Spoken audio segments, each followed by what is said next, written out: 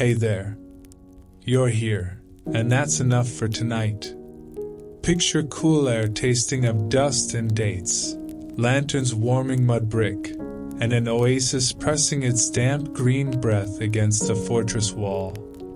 Somewhere nearby, a caravan settles, and somewhere inside the bundles, Lapis waits in the dark like a pocket of midnight. And a quick reality check. You probably won't survive this the way you think you will. Not because anything attacks you, because places like this change you quietly. So, before you get comfortable, take a moment to like the video and subscribe, but only if you genuinely enjoy what I do here. Drop your location and let me know how your day has really been, your worries, your exhaustion, or even a tiny joy that made you smile. I'm here to truly listen and offer the most sincere, heartfelt advice I can. Now turn off the lights. Take a deep, slow breath, let your tiredness melt away, and gently close your eyes. Let's drift together into tonight's dreamlike lands. And tomorrow morning, if you still remember, send me a message and tell me what you dreamed. You step forward, and the world obliges by becoming older. Bactra, bulk, as some tongues shape it, rises from the plain with the steady confidence of something that has outlasted too many promises. The walls are the color of baked earth, patched where weather has worried them, their corners rounded by a wind that has had endless practice. Under the moon, the fortress doesn't look ferocious so much as stubborn. It has mastered the quiet art of staying put. The road narrows toward the gate. Dust lifts with each step and falls back down, too tired to keep floating.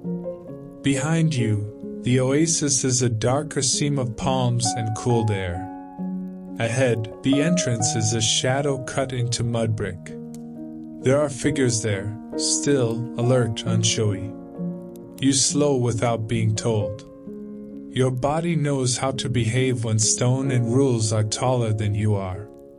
A brief check happens. Hands indicate what to do. You follow the gesture toward a side arch, the quieter way in, where late arrivals pass through without waking the whole city. It's a small inconvenience. But tiredness makes even small things feel like a riddle. The solution is simple. You shift right, you duck under the low curve of the arch, and the city takes you in with a cool exhale. Inside, sound changes. The open plain hiss becomes enclosed murmurs. Footsteps soften. Mud brick holds leftover heat like a secret kept close. Lanterns hang from hooks and doorways, small glass bellies with trembling flames, each one laying a warm circle on the ground. You move from circle to circle, slow and careful, letting the light choose your pace. You brush your fingertips against the wall as you pass, feeling the rough straw in the brick, the tiny pebbles pressed into clay. It's oddly reassuring. This proof that hands build the city the same way hands build bread. Above you, the lantern flames breathe, and the alley breathes back. Smell changes too, cooked grain, smoke settled into beams, animal warmth, and a faint mineral tang that makes your mind think of stone. Without meaning to, you picture Lapis again. You haven't seen it, but you feel it. A pouch tied tight, a weight that's both money and myth. People travel far for a color like that. You travel far for quieter reasons, which is either wiser or more suspicious, depending on who's judging. A courtyard opens unexpectedly, like the city is briefly generous with space. A square of sky sits overhead, dark and calm. The ground is swept clean and damp where water has been tossed down to settle dust. A small basin catches lantern glints. A clay jar sweats coolness into the air. Someone is there, steady, unhurried, and their attention lands on you without sharpness. You are guided in with a simple motion, the kind that says, "Here, rest. Here, be human." You wash your hands. The water is cold enough to wake your skin, then soothe it. Dust spirals away into the basin, and you watch it dissolve as if it never mattered. You drink from a cup that smells of sun-baked clay. The taste is clean, with a faint sweetness that hints the oasis is doing its quiet work just beyond the walls. A mat is set down.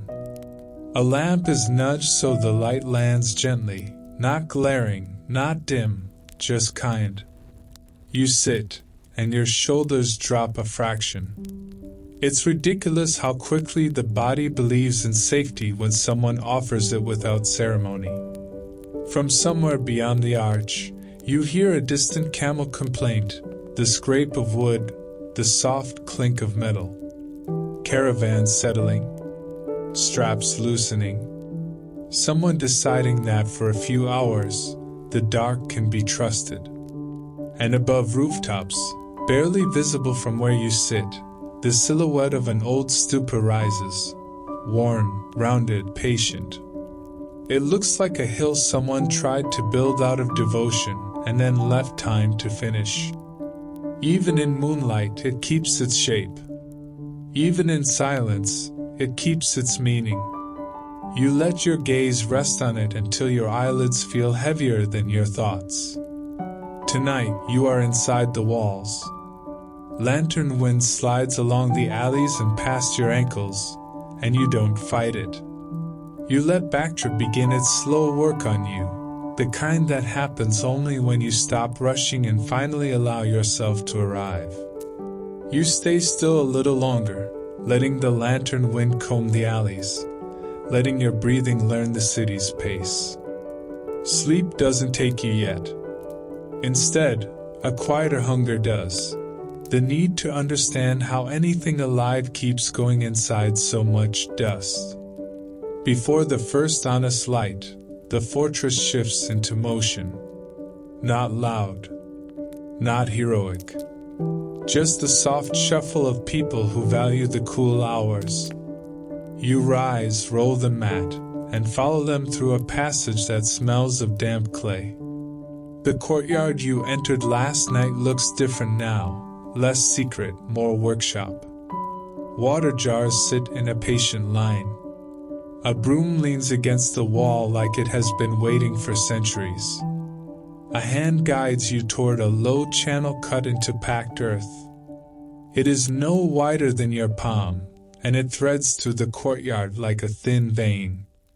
The water inside moves quietly, barely disturbing the surface. And yet everything around it behaves as if it is royalty. Feet do not cross it carelessly. Tools do not get set beside it. Dust is brushed away from its edges with the attention usually reserved for newborns and valuable metal. You lean closer.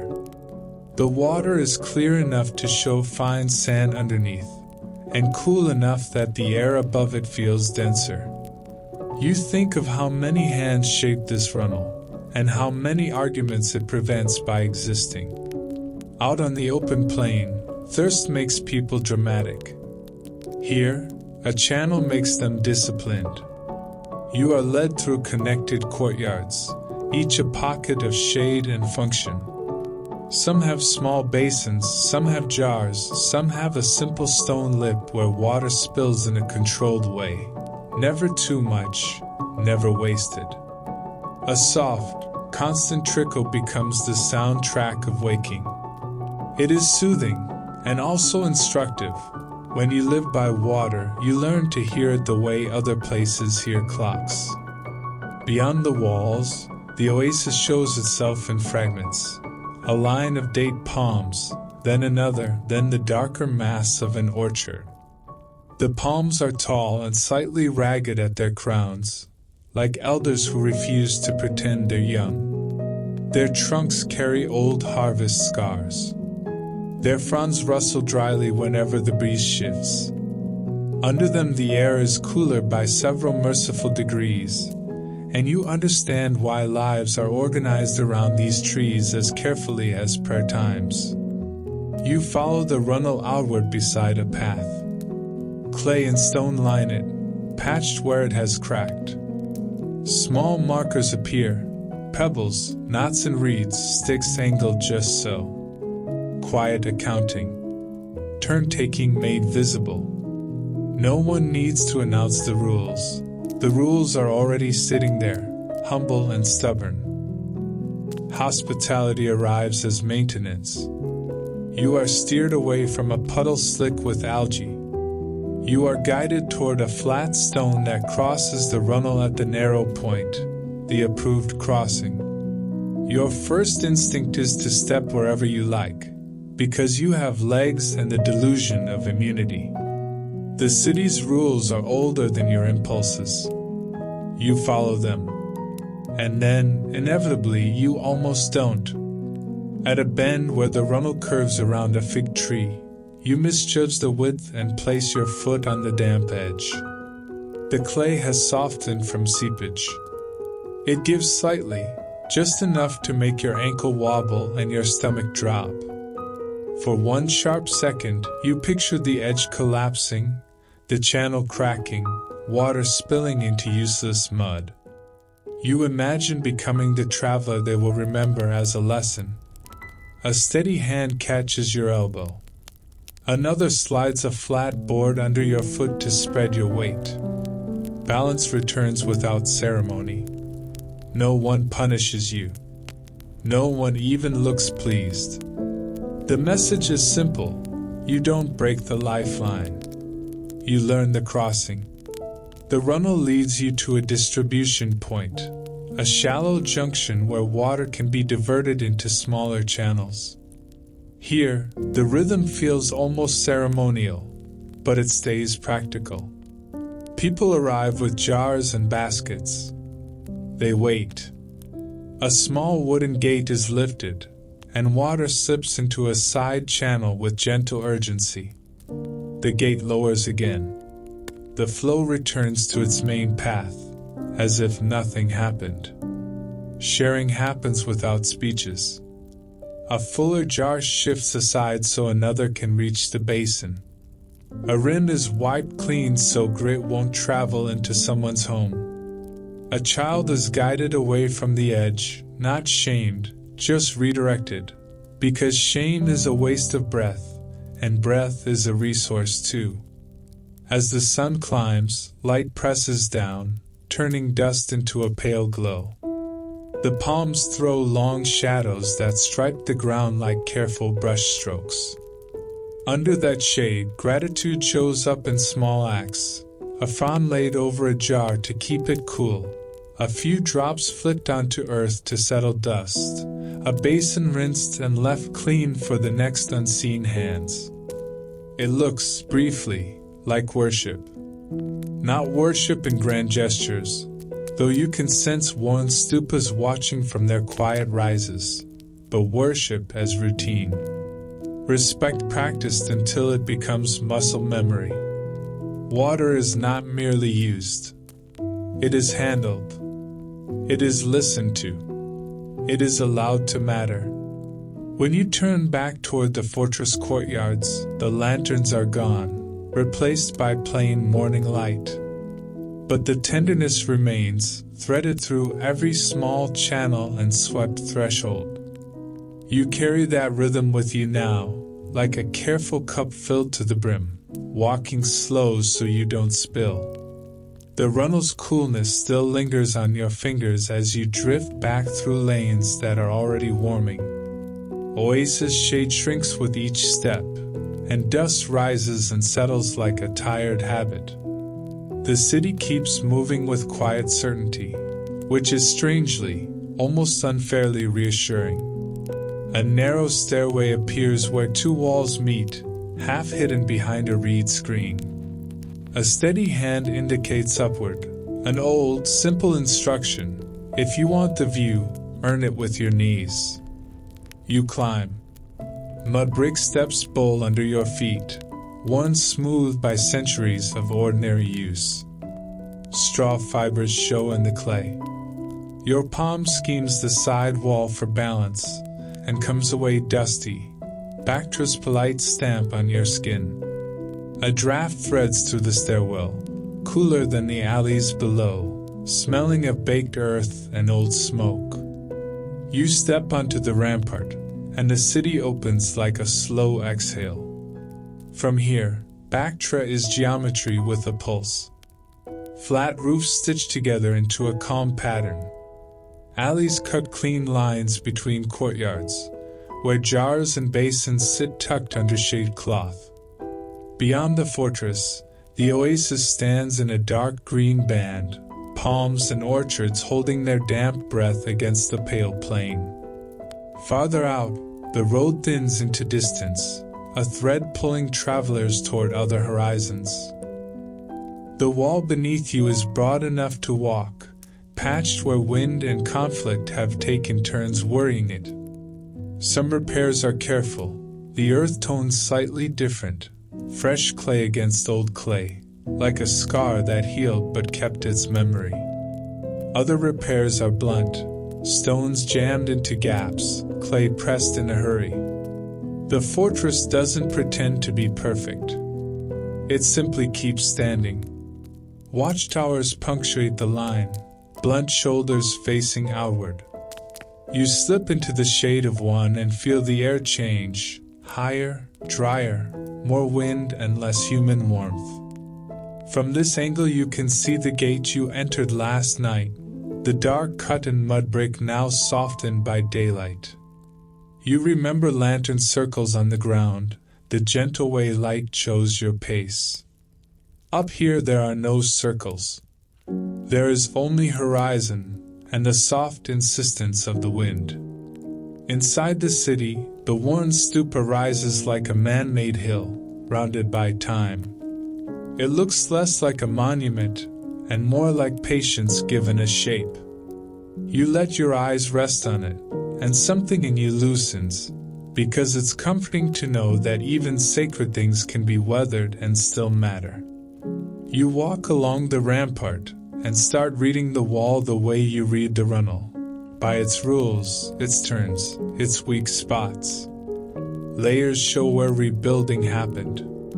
A seam of newer brick climbs over older courses. In one stretch, the top edge is chipped into a jagged line, damage that suggests a heavy strike long ago. The wall keeps the dent without drama, as if it has learned that surviving is louder than explaining. Then the wind decides to test you. It rises suddenly, lifting dust from the plain and throwing it at the rampart in thin sheets. Grit finds your eyes and lips and the soft corners of your breathing. You blink hard, and your eyes water, which would look more dignified if it were emotional. Your throat tightens. The city's calm becomes a problem, because calm means you still have to function. You retreat into the watchtower's shade and notice a strip of cloth hanging from a peg, faded, practical, the kind of object that exists only to solve ordinary suffering. A hand indicates you wrap it loosely over your nose and mouth. You do. The fabric smells of sun and smoke, and the dust becomes less personal. You breathe again, slower. Bactra doesn't reward panic. It rewards adjustment.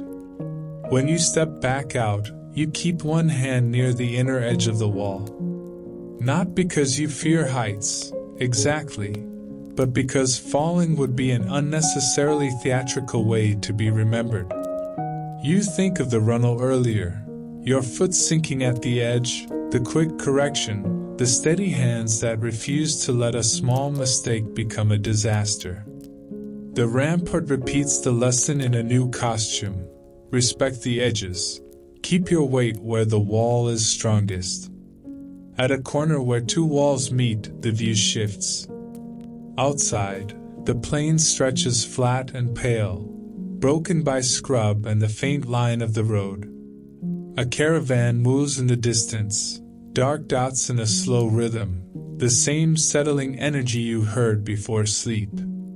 Even from here you can imagine the weight of their bundles, and somewhere among them, sealed away, lapis lazuli, blue stone riding toward a jeweler's hands.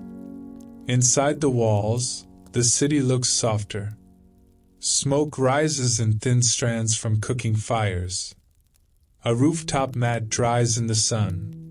Someone crosses a courtyard carrying water with the careful posture of a person holding a fragile promise. Nothing heroic. Everything essential.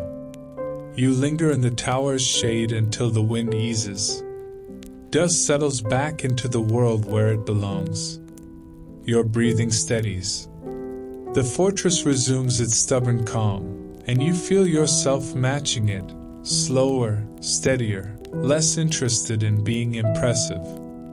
Up here, Bactra doesn't threaten you. It outlasts you gently, with the quiet confidence of mud brick, water, and people who know how to keep going.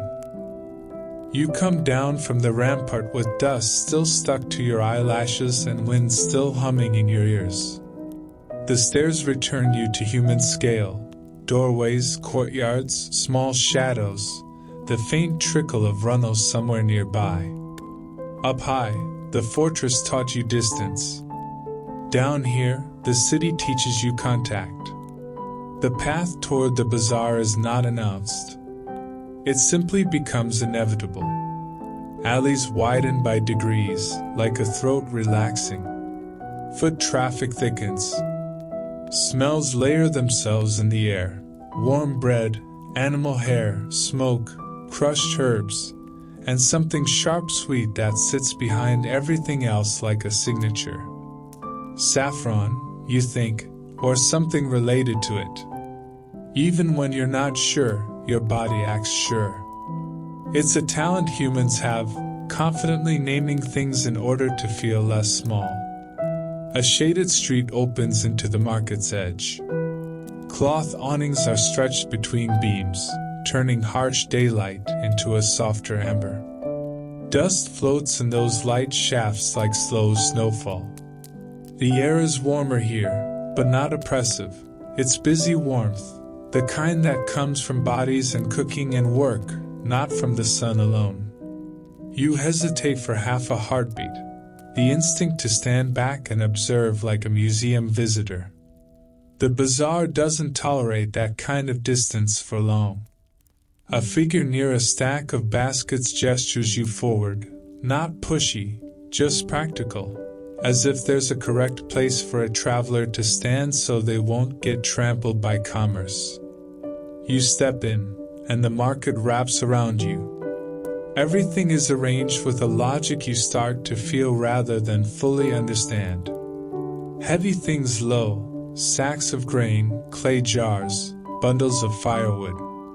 Delicate things up, threads of silk draped high so dust can't settle too deeply, copper bowls hanging to catch light, strings of dried fruit swinging gently when someone brushes past.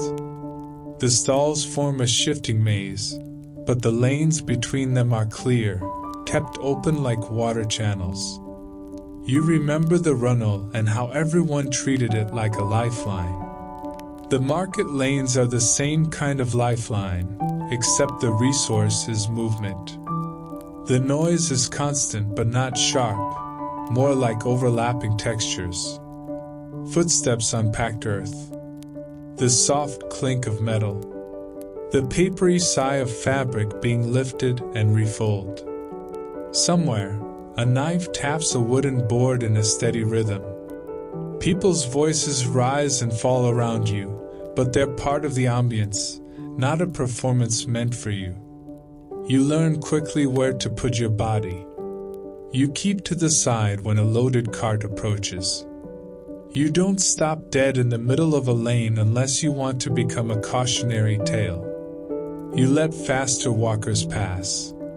You try not to stare too long at anyone's hands while they count, measure, tie knots, though your eyes keep drifting there, because hands are where the city tells the truth. A spice stall pulls your attention like gravity. Mounted powders sit in shallow bowls, ochre, rust, deep brown, pale sand. Seeds spill like tiny beads. Dried petals crumble at the edges. The saffron is kept separate, fine strands in a small covered dish, protected like a secret. Even through the lid, the scent threads out, warm, floral, slightly medicinal, the smell of luxury pretending it's practical. You watch the rituals of measurement. A scoop dips and rises. A pinch is weighed between fingers, then released, then corrected with another pinch. The motions are calm and exact, like someone conducting an invisible orchestra. You feel your breathing slow without being told. It's hard to stay anxious when someone is this competent. Further along, silk catches the filtered light. The fabric is thinner than you expect, almost weightless, yet it holds color with confidence. Greens that echo Oasis leaves, reds like sun-baked clay, blues that make your mind snap back to lapis lazuli. You don't even need to see the stone to remember it. The color is enough. It's the same blue you imagined riding in a pouch among caravan bundles, the same blue that can turn dust into a story. A copperworker's corner sings softly with metal-on-metal taps. Bowls and trays are laid out like small moons. Some are plain and practical, others chased with patterns that look like wind captured mid-turn. A kettle sits on coals nearby, its lid trembling faintly as water inside reaches the edge of boiling. Steam rises, carrying a clean, grassy scent, tea bitter and grounding. Someone places a small cup into your hands without ceremony, and you accept it the way you accepted water in the courtyard, with gratitude that doesn't need to be loud. The heat warms your palms. You sip carefully.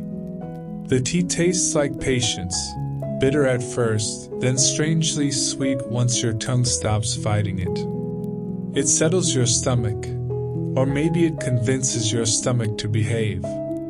As you move deeper, you notice how trust is handled here. Goods sit in the open, and yet there's no sense of chaos. People watch each other, yes, but not with suspicion, more with familiarity. If something shifts, someone adjusts it back. If a child reaches too close to a stack, an adult gently redirects. The market runs on a shared agreement that no one benefits from unnecessary drama. You, naturally, arrive with a traveler's talent for almost causing it. At a stall where beads and small stones are arranged on a cloth, you lean in too close, drawn by the glint and the orderly rows. Your sleeve brushes the edge. A few beads roll, silent and quick, like tiny fleeing insects. Your heart jumps into your throat.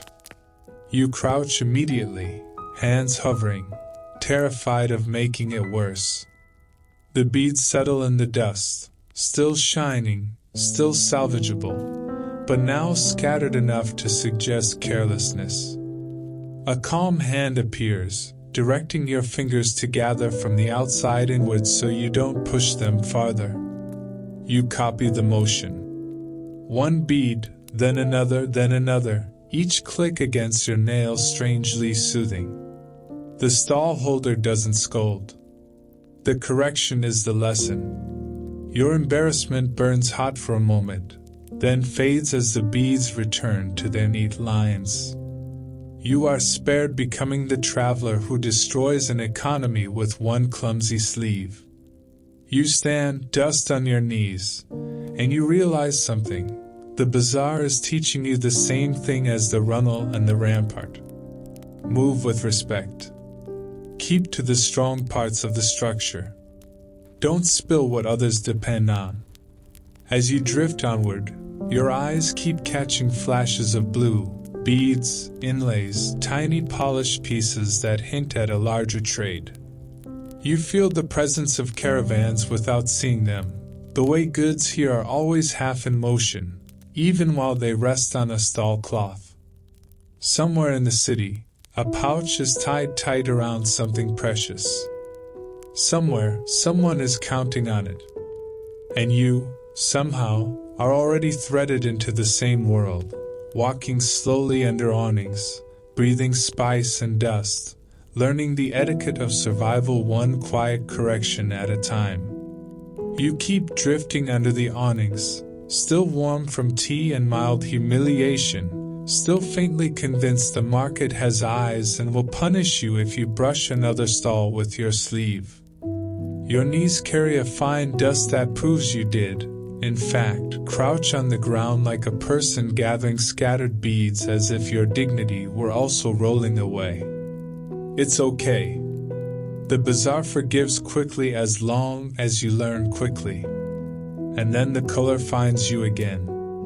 Not the soft blue of morning haze.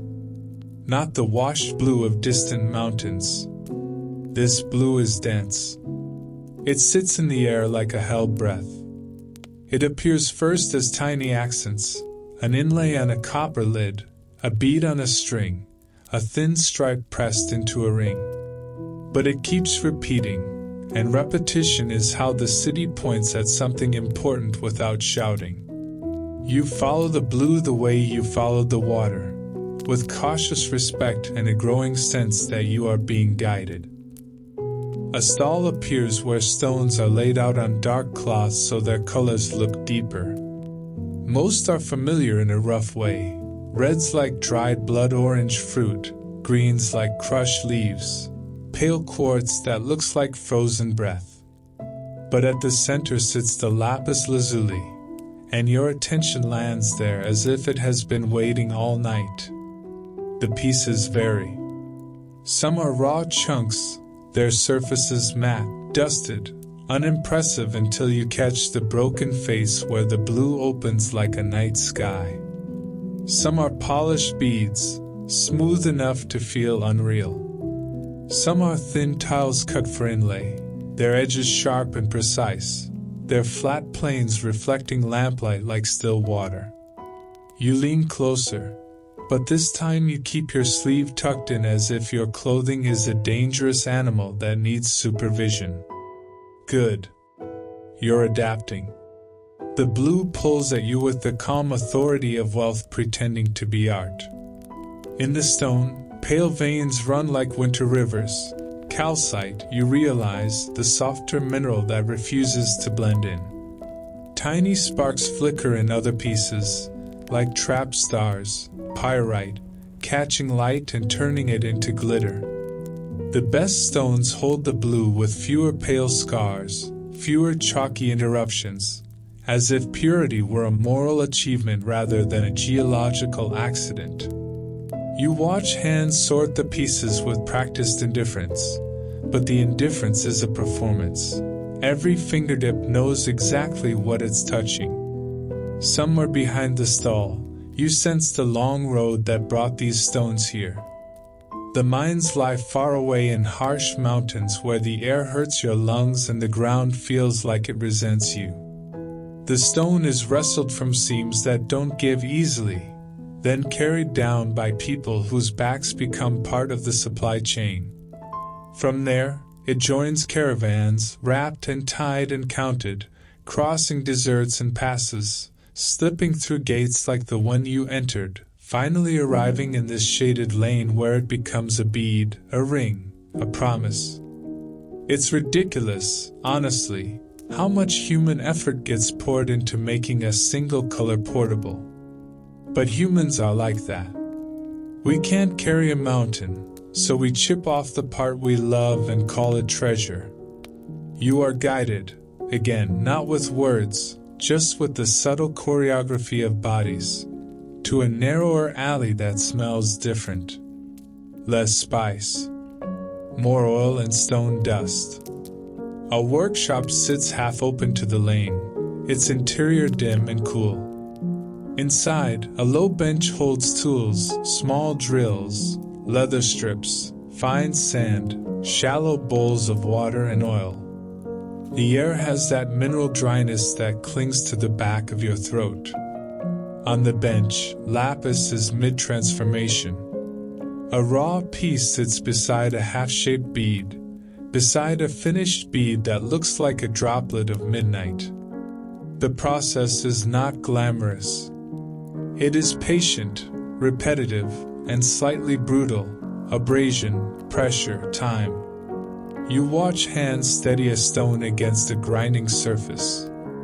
Sand does the quiet work of wearing away everything that isn't the intended shape. Water keeps the heat down. Oil is rubbed in at the end, and the blue deepens as if the stone has been given permission to show itself. You notice the dust that collects near the work area, blue-gray, fine as flour. It is beautiful in a tragic way, color reduced to waste. Your first instinct is to breathe in and smell it like you smell spice, because you are apparently committed to learning every lesson the hard way. You catch yourself, mercifully, and turn your face slightly. Stone dust in lungs is not the kind of souvenir you want. The city doesn't need to murder you to make you smaller. It can just let you make a dumb decision and suffer quietly. The workshop's output spills back into the market in small, controlled forms. A bead is threaded onto cord. A thin lapis strip is pressed into a copper groove, seeded with resin, polished flush so the metal and stone become a single surface. A ring is lined with blue, and suddenly a plain band looks like it holds a piece of night. The transformation feels intimate, almost tender, because it's not just about wealth. It's about carrying a story on your body. You start seeing it everywhere once your eyes adjust. A charm tied at a wrist. A bead sewn onto fabric near the collar, close to the throat, as if blue might protect speech and breath.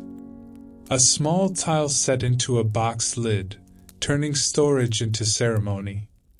People wear the blue the way they carry water, carefully, respectfully, with the quiet sense that it matters beyond its physical use. And you understand how lapis steers lives. It shapes trade routes.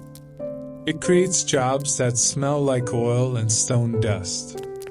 It decides which caravans travel with heavier guards, which gates get watched more closely, which hands get paid more carefully. It also shapes softer things, pride, superstition, comfort. A single blue bead can be the difference between feeling protected and feeling exposed. A polished piece can be a bride's kept treasure, a merchant's proof of success, a pilgrim's offering, an artisan's signature. You let your fingers hover over a finished bead, close enough to feel its coolness without touching. Touching would be tempting fate and smudging oil and leaving your fingerprints on someone else's livelihood. You have already had your sleeve incident for the day. You behave. Outside the workshop, daylight has shifted toward late afternoon warmth. The awnings glow amber. Dust floats lazily again. And in the distance, above rooftops, the worn stupa still holds its rounded silhouette, as if watching this whole business of stones and desires with quiet, weathered amusement. Devotion crumbles slowly. Blue endures stubbornly. People keep walking, keep trading, keep making meaning out of whatever the earth lets them pry loose. You move on with the blue lingering in your eyes, as if you've stared too long at a deep pool. Somewhere in the city, a pouch is tied around lapis meant for someone else, somewhere else. And even without holding it, you feel its weight in the way the market breathes, steady, patient, and faintly dangerous, like a lullaby sung over a sharp edge. You leave the lapis corner with that deep blue echo still sitting behind your eyes. The bazaar loosens its grip as you move away from awnings and spice piles. Sunlight turns direct. Dust turns confident again. The city's noise thins into something more open, more practical. A broad gate draws you in, and suddenly you're standing in the caravan yard, the place where Bactra inhales and exhales the world. Packed earth stretches out under patched shade cloths. Low storerooms ring the yard. Ropes hang from beams. Posts rise like quiet ribs. The smell is immediate: leather, straw, smoke, animal warmth, and the blunt truth of dung. If the market was persuasion, this is logistics. No one here is trying to charm you. They're trying to keep bodies, goods, and time from falling apart. Camels fill the space with slow authority. Long legs fold and unfold with deliberate patience. Broad feet press the ground flat. They chew as if chewing is a solemn oath. Now and then one releases a low complaint that vibrates through the yard, not dramatic, just factual, an animal reminding everyone that distance has a cost. You keep to the edge as a line of loaded beasts moves past. A guiding hand angles your shoulders out of the lane, and you accept the instruction without testing it. Bactra has already taught you that learning is cheaper than insisting. Bundles sit in neat heaps: grain sacks, cloth bales, crates bound in reed rope, skins of oil. Among them are smaller parcels wrapped tighter, handled closer to the chest, knots checked twice with fingertips that seem to feel tension. Those parcels don't announce their contents, but you recognize the behavior. Somewhere in that careful cluster, lapis travels like a secret with a weight. The yard runs on calm choreography. One person loosens straps while another steadies the load. A third checks a knot without yanking, as if listening to the rope's mood. Water is offered to animals in measured amounts, enough to keep them functional, never enough to invite waste. Fodder is poured, then the trough is scraped clean, because leftover feed becomes pests, and pests become problems, and problems become delays. And delays, this is the yard's true enemy. In the shade of a lean-to sits the other lifeline: records. A low table holds a ledger whose pages are thick and slightly warped from use. Ink pots rest in shallow trays so they won't tip. A set of weights waits beside a scale like a collection of small, undeniable truths. Goods come forward to be counted, measured, and marked. Seals press into clay or wax. Cords are tied in specific patterns, each knot a signature, ownership made visible, trust made portable. You hover near the paperwork zone, folded into the periphery, treated the way the yard treats everything unfamiliar, cautiously, but not cruelly. Along the wall, gear is being tended with the same focused gentleness you saw at the lapis bench, except here the material is leather, not stone. Saddles are layered with cloth to prevent rubbing. Straps are warmed briefly and rubbed with oil until they darken and soften. Frayed rope is retwisted.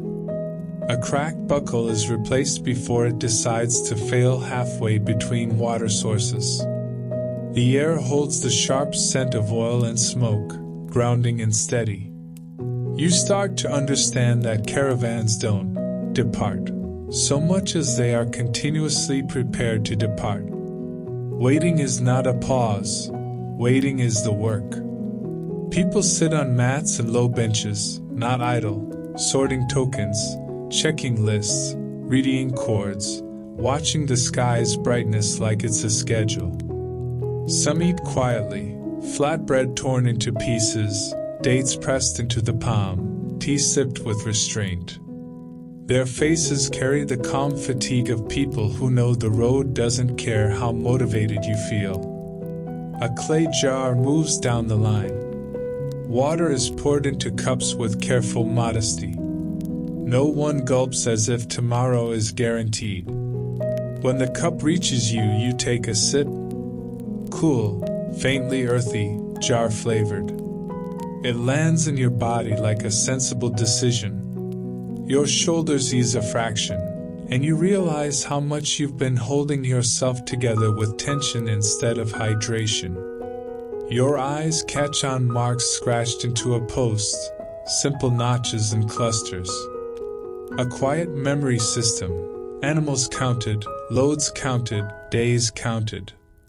Human memory is soft. The road is not. Near one corner, a raised platform offers a view of arrivals. The point is to notice dust plumes early, to make room, to keep lanes from turning into collision. You think of the fortress rampart, the lesson about strong edges, safe crossings. The caravan yard has its own version. Keep lanes clear, keep knots true, keep water accounted for. As late light begins to tilt, the yard's pace grows more deliberate. Loads are tightened for the night. Animals settle into their folded shapes, breaths slow and heavy. A few late arrivals drift in, bringing new dust, new bundles, new small uncertainties. The ledger absorbs them without complaint, ink turning chaos into columns. You sit under shade cloth and let the yard's sound wash over you, chewing, rope creak, the soft thunk of a weight placed on a scale. It's oddly soothing, this steady proof that distance can be negotiated with cord, ink, and patience. And you feel it, quietly. Everything valuable is always in transit, even when it looks still. Even you. Especially you. You linger in the caravan yard long enough for its rhythm to sink into you. The rope creaks, the ink scratches, the slow camel breathing that makes the whole place feel like one large animal sleeping with one eye open. When you finally stand, it's not because you're done, but because the day has shifted and the light is starting to go honey-colored. The hour when workshops glow, when metal looks warmer than it really is. You're guided out through a side lane that smells like oil and smoke, and you don't need signs to know you're approaching the artisan quarter. The city's breath changes here. Less animal, less spice. More fire, more damp cloth, more sharp mineral tang. The walls are close, and the air is busy with invisible particles, dye mist, ash, metal dust.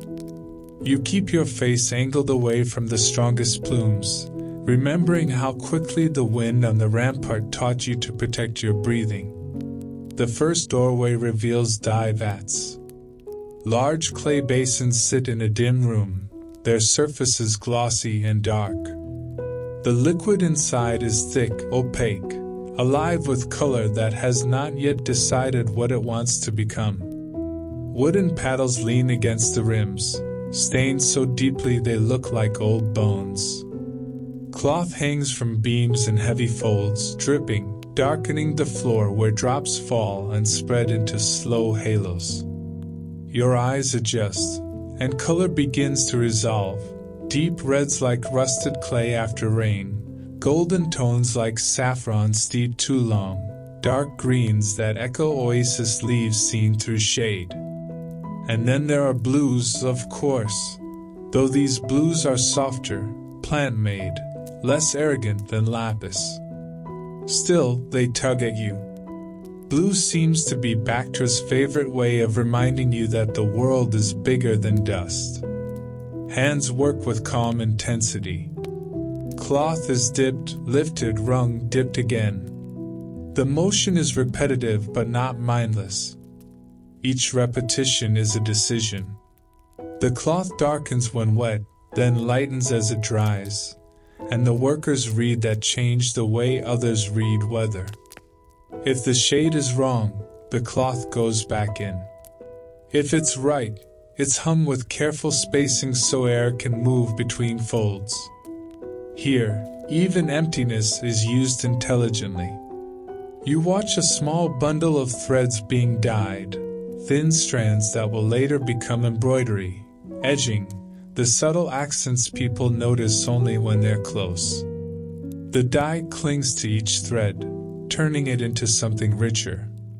You think again about lapis dust on the jeweler's bench, color turned to waste. Here, color is coaxed into cloth, held gently rather than ground away. Different crafts, different sacrifices. You move on, following sound this time. Metalwork announces itself with taps that feel like a heartbeat. A narrow alley opens into a courtyard where copper sheets lean against the wall, catching sunlight and soft flashes. Inside, the air is warmer. A small forge glows like a contained sunset. Someone works a hammer with a steady cadence, not frantic, not performative, just accurate. The metal responds with tiny shivers. Each strike compresses chaos into shape. Bowls sit stacked in a corner, their rims nested like a family. Some are plain, made to last, to hold water or grain or tea. Others are decorated with patterns etched and chased into the surface. Spirals that echo wind, repeated petals that echo date blossoms, lines that look like runnels seen from above. You realize the artisans are copying the city into metal, the water channels, the fortress geometry, the oasis fronds, turning the world into portable objects that can leave Bactra even if the walls never do. A kettle is lifted from the forge and set on coals to heat water. The hiss of steam feels intimate. Someone wipes the lid with a cloth, removing soot, keeping the object dignified. That detail, cleaning what no one else would notice, hits you in the chest in a strange way. There is tenderness and competence. You're guided to a bench where inlay work happens. Here, lapis returns, but as a quiet accent rather than a centerpiece. A thin groove has been cut into copper. A sliver of blue stone is seated into it, pressed down with resin, then smoothed until the seam disappears. Metal and stone become one surface, one object. The blue catches light and holds it. You feel the old pull again, the way a color can convince people it has meaning beyond chemistry. As you watch, you notice how the artisans manage risk. Hot metal is moved with tongs. Tools are placed in consistent spots. Water sits nearby, not for drinking, but for emergencies. Everyone's movements are economical. No flailing, no wasted gestures. The workshop runs on quiet rules, like the runnel, like the caravan yard, like the rampart. The city keeps repeating its lessons until you finally stop pretending you're too special to learn them. And then you're handed a task, not officially, but gently. A shallow copper tray needs polishing. A strip of cloth and a small smear of oil are offered. It's an invitation to participate without ruining anything important. You take the cloth and begin rubbing the tray in slow circles. At first, you press too hard, the way inexperienced people always do when they want to compensate for not knowing what they're doing. The cloth drags. Your wrist stiffens. The metal looks streaky rather than bright. A hand shows you the correct pressure. Lighter, more patient. You adjust. The streaks soften. The copper begins to glow evenly. The act becomes meditative, your breath matching your hand's pace. Oil and heat and time. You remember the lapis bead being polished, the same patient finishing touch that reveals what was already there. By the time you finish, the tray reflects a blurred version of your face, soft edges, dust smudged, eyes calmer than earlier. You hand it back without pride, because pride would be loud in a place that values quiet accuracy. Still, you feel a small internal warmth. You didn't break anything. You didn't spill dye or scorch your fingers. You participated briefly in the city's steady craft of making survival beautiful. Outside, late light slants through the alley. Cloth dries overhead. Copper catches the sun. Somewhere, a stupa's rounded silhouette waits beyond roofs. And you walk on with oil-scented hands, carrying a faint metallic warmth in your palms like a small, practical blessing. You leave the workshop alleys with oil still faintly on your fingertips and a soft metallic warmth sitting in your palms like a lingering handshake. The sun is lower now, turning the city's dust into something almost flattering. Almost. Bactra doesn't do clean beauty. It does earn beauty. The kind that shows up after you stop demanding perfection. The lane opens, and the worn stupa appears again, no longer just a silhouette over rooftops but a real presence ahead of you. It rises from sun-bleached brick and packed earth like a slow thought. Rounded, heavy, patient. The kind of structure that has outlasted the moods of empires and the vanity of travelers who arrive believing they are the main event. As you approach, the air changes. Not dramatically, Bactra is allergic to drama, but enough that you feel it in your breathing. The sense of dye and forge smoke fade.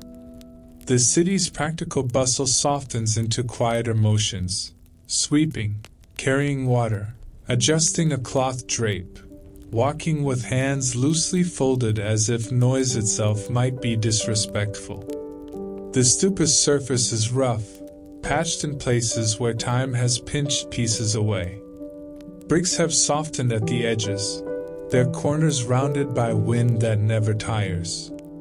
In some spots, the plaster has fallen off entirely, exposing older layers beneath, history peeling like sunburnt skin. You get close enough to see small cracks filled with dust, and you think, absurdly, that the stupa is just another kind of wall, except this one holds devotion instead of soldiers.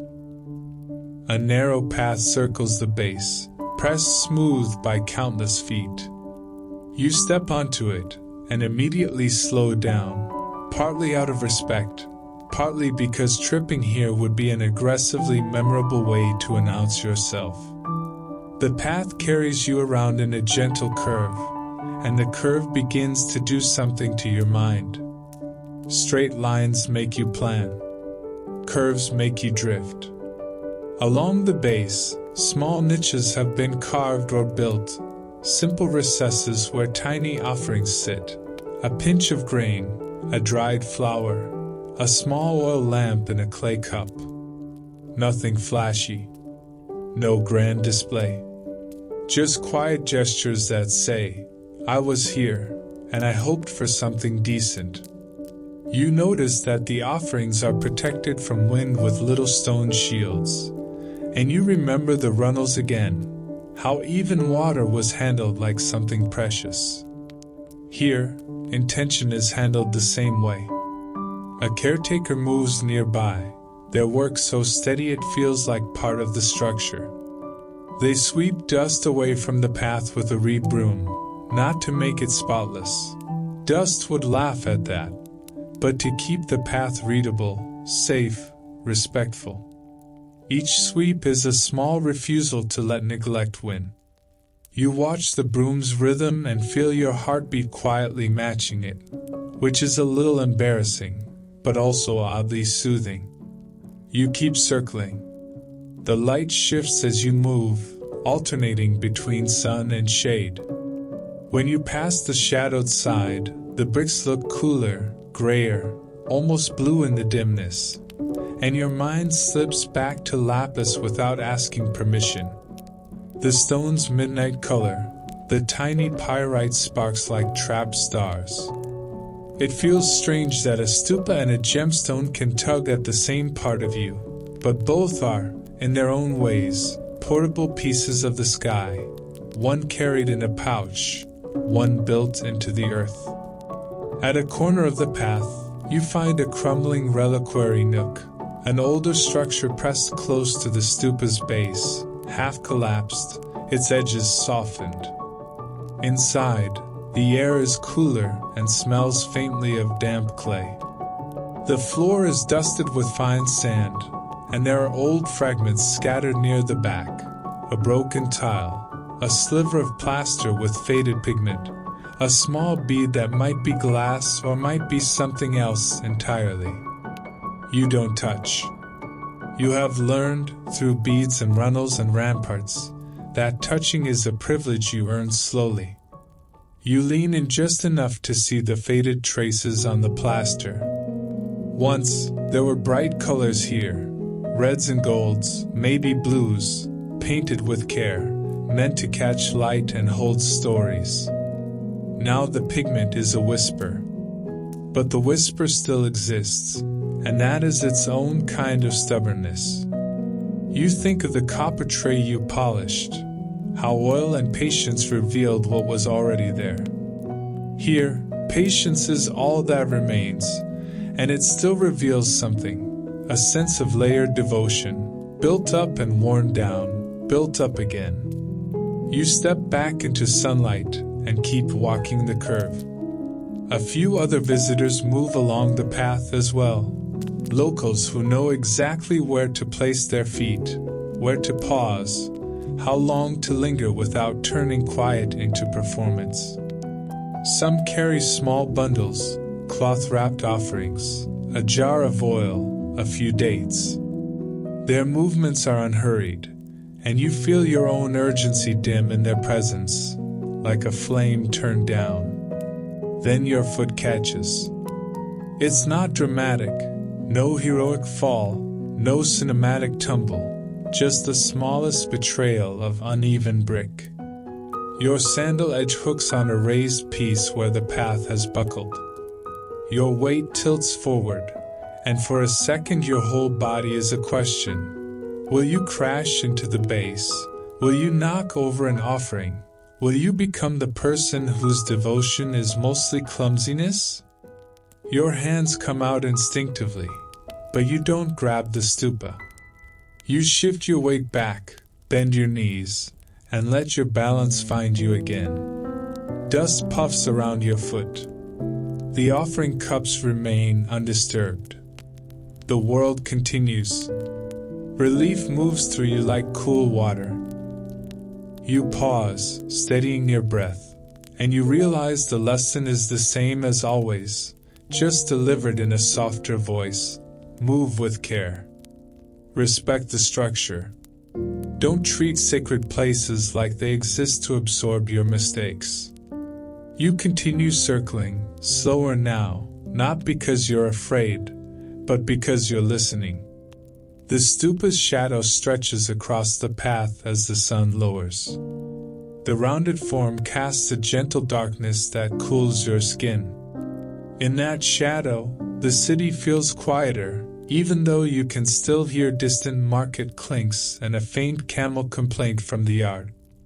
Everything overlaps in Bactra: trade and devotion, water and stone, craft and prayer, stitched together by people who keep sweeping, keep repairing, keep carrying small precious things through dust. When you complete the circle, you don't feel like you've finished anything.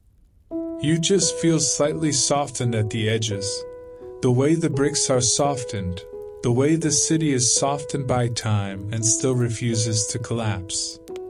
You step away with the stupa behind you, its worn curve holding the last light, and you carry that quiet weight forward, heavy, gentle, and somehow steady enough to help you keep walking. You carry the stupid shadow with you as you drift back into the lanes.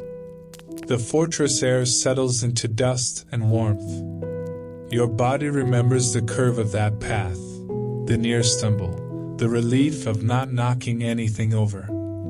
You keep walking like someone who has learned briefly that the world doesn't owe you forgiveness. A narrow lane bends toward a cluster of low buildings set slightly aside from the busiest streets. The walls are plain, sun-baked calm. A small gate stands open, just open enough to say, "Enter gently, and you may." Inside, the air cools by a few degrees, as if the courtyard is holding a pocket of morning for later.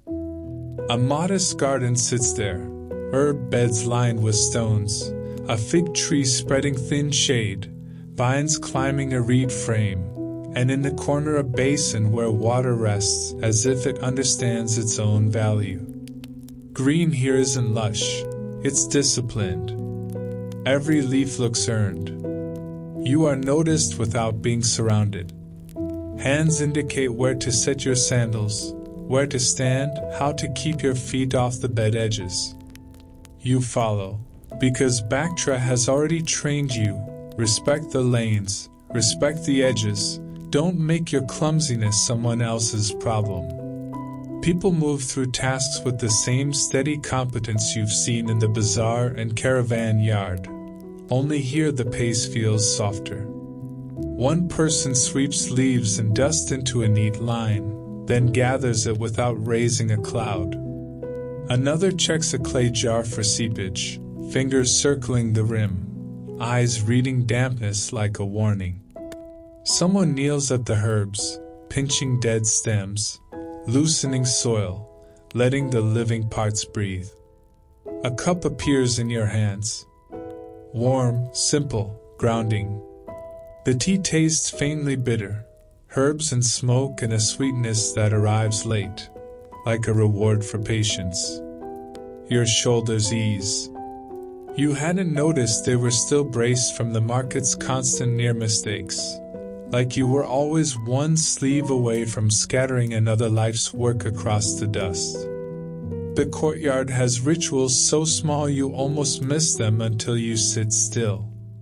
Hands rinse in the basin before touching food, before touching tools, before touching nothing at all. A cloth is shaken once, gently, so dust falls without floating for ages. A lamp wick is trimmed even though night is hours away, because preparedness counts as devotion here. Even the broom feels ceremonial in its repetition, returning to the same corners, insisting the day be kept readable. You drift along the garden edge.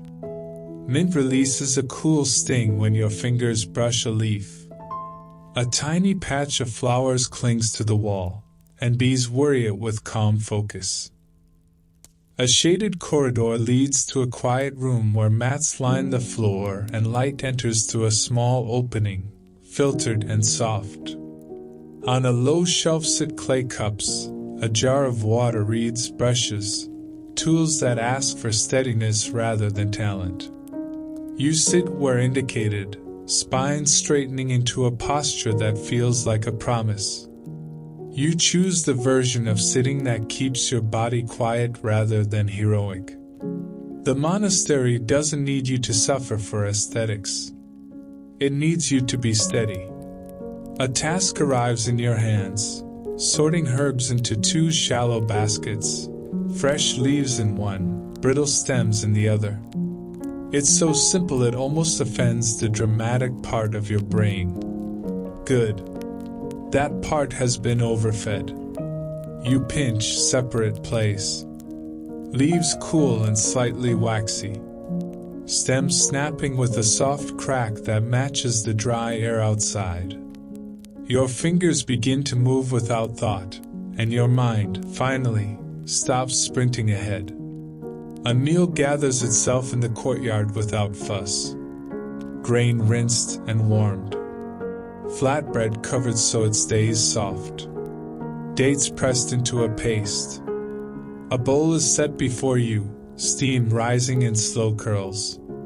You lift it with both hands because one hand feels too casual for something prepared with this much attention. The first mouthful is warm, plain, deeply satisfying, the flavor of not being in danger. You almost spill it anyway. As you shift your weight, your elbow nudges the mat, and the bowl tilts. Hot broth slides toward the rim, and your brain tries to write a tragedy out of 2 tablespoons of soup. You steady the bowl quickly and set it down. A small wooden wedge is slipped under the base so it sits level on uneven earth. Problem solved without scolding, without spectacle. The monastery corrects you the way Bactra always does, quietly, practically, with a preference for solutions over shame. After the meal, the day continues as if it never paused. Bowls are rinsed with a measured pour. The rinse water is carried to the herb beds, fed back into the roots. Even leftovers have a path. Nothing is wasted, nothing is rushed, everything is returned to where it can do good. You watch the cycle and feel your breathing follow it. Inhale, exhale, return. From the garden shade, you can glimpse the worn stupa beyond rooftops, its rounded form holding the last light like a patient shoulder. The monastery's devotion is smaller than a monument, daily, repetitive, but it builds its own kind of fortress, one broomstroke at a time. Sweep, rinse, sort, share, return. The same lesson in a gentler voice. As evening cools the courtyard, something inside you loosens, the way a knot gives up when you stop yanking it. You came thinking you were only passing through. Here, where mint grows stubbornly and bowls are leveled with a simple wedge, you begin to understand that surviving isn't a single brave moment. It's 1,000 tiny careful ones, stitched together until the day holds. You step back into the lane with mint still cooling your breath, and the city meets you with its evening shift, courtyards dimming, cooking smoke thinning, lamps being coaxed awake one by one. After the monastery garden, even quiet feels busier. Dust softens in the cooler air, and your feet begin to sound like they belong here, less sharp, less hurried. As you walk, you notice another kind of infrastructure, as carefully maintained as the runnels. It's the city's small protections. A sprig of dried plant tied above a doorway. A chalk circle half erased near a threshold. A cord of beads looped beside an oil lamp so the light has company. A shallow dish of grain tucked into a wall niche, the offering small enough to be practical and sincere at the same time. Bactra is a crossroads in obvious ways, roads, caravans, sacks and seals, but you can feel the crossroads inside people too. Belief here doesn't sit in one clean shape. It travels. It picks up dust. It gets patched. You pass a sheltered corner where a modest flame burns behind 3 stones that block the wind. The flame isn't theatrical. It's simply alive, fed and protected as if it were another household responsibility, like roof repairs and water jars. A thin scent of resin curls upward, then disappears into dusk without asking you to explain it. A few steps later, a small bell hangs from a beam over a doorway.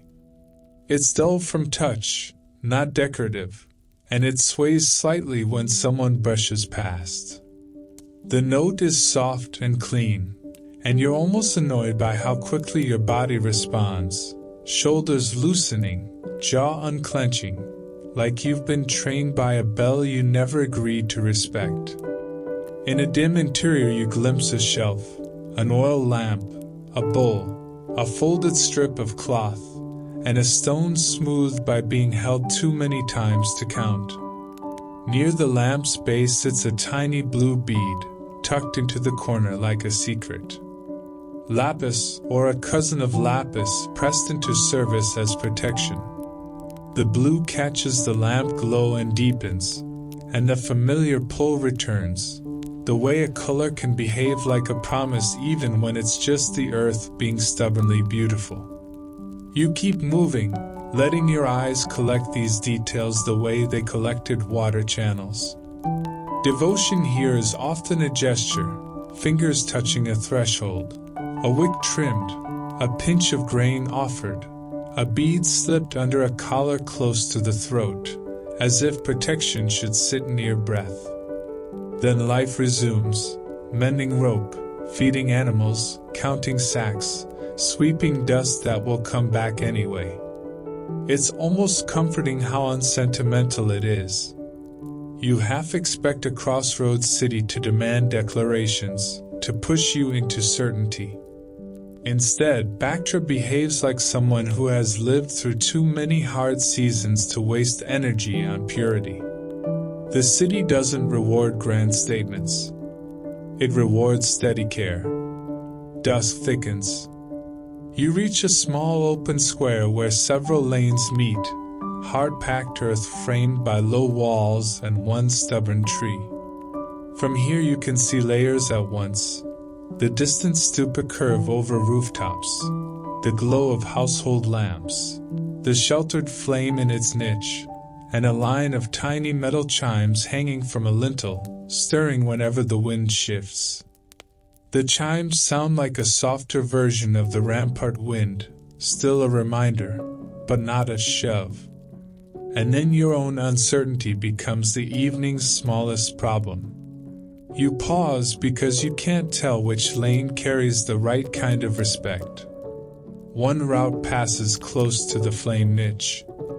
Another turns toward the stupa district. A third leads back toward busier streets where the market is settling into its night rhythm. You don't want to blunder through someone's ritual space the way you almost blundered through a bead stall, scattering meaning across dust. You've been corrected enough today to prefer learning quietly. So you do what Bactra keeps teaching you. You stop, you watch, you copy what works. People cross the square with small adjustments that answer you. When they pass the flame niche, they give it space, not out of fear, but out of courtesy, as if the flame needs its own breathing room. Some tilt their heads briefly. Some don't. No one performs.